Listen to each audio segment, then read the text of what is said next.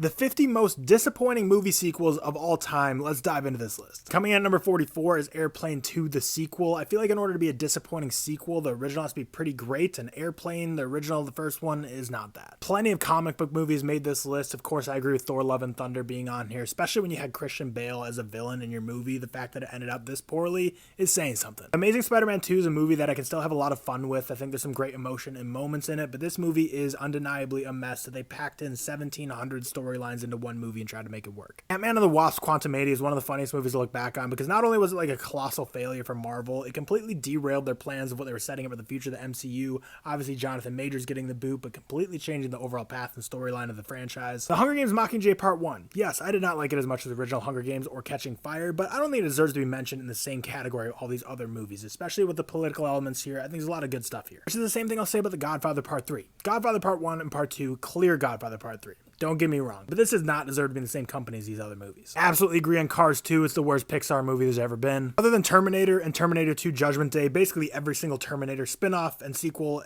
everything involved in that franchise is on this list. Clearly the writers over at Rolling Stone are not fans of LeBron James. Rocky 5 is similar to a lot of franchises you see on this list as well, just franchises that just went on a little too long. I mean, Rocky technically you could say still going on with the Creed franchise now because it's a spin-off, but it was at least something new, a breath of fresh air. Rocky 5.